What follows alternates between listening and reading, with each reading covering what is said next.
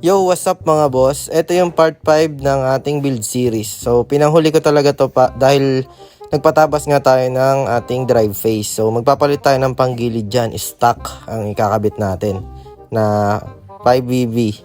So, ayun mga boss, tamang baklas tayo ng crankcase dito. Pinabilis ko na lang. Yun, sana tapusin nyo yung video na to mga boss. At sana may matutunan kayo kahit wala namang kwenta tong video na to. Ha ha! Yeah, tara na, let's go! Gawin na natin!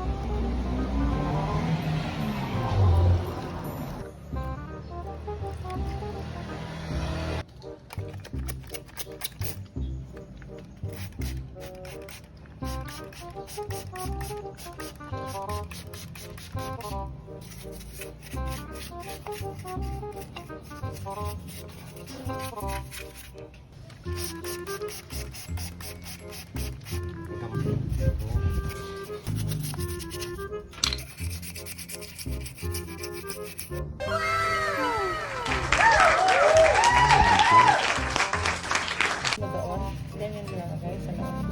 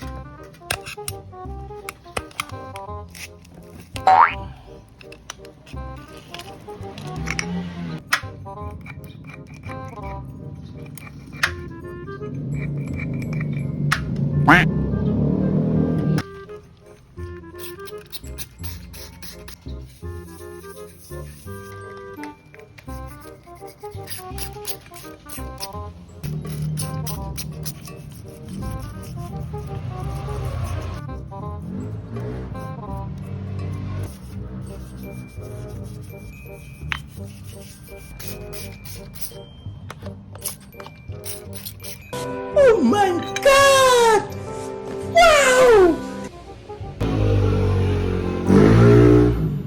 Wow!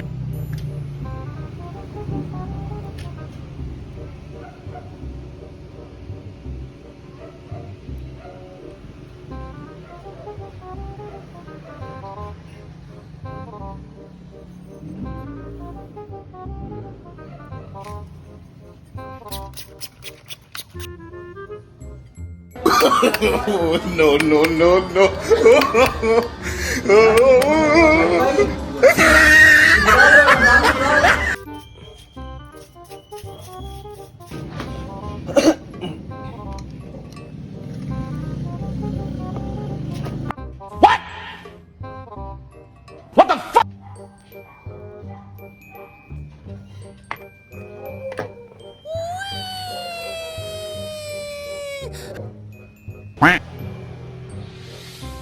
Yan yung dati nating set ng bola. Tapos magpapalit tayo ngayon guys. So mag-i-straight na lang tayo. Ano?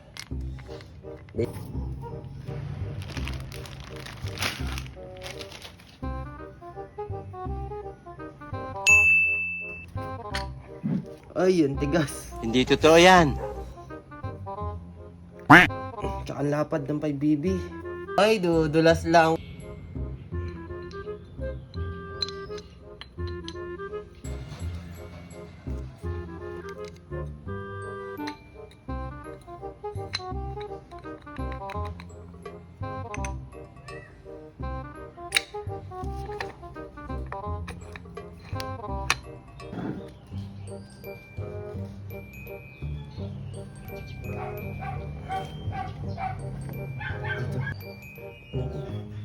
Nakakamabawas na nga.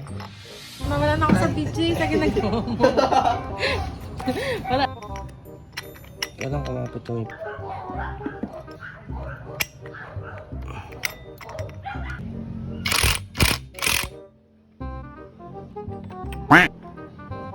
Ayun, binalik ko sa stock kasi sumasayad yung yung wing bell dun sa Novo crankcase. Mataas kasi yung wing bell. So makapal.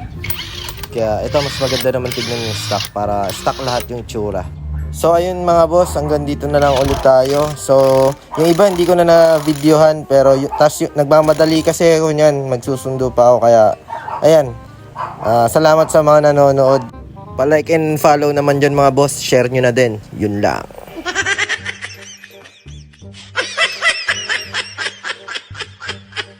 Hanggang sa muli. Paalam. Yahoo!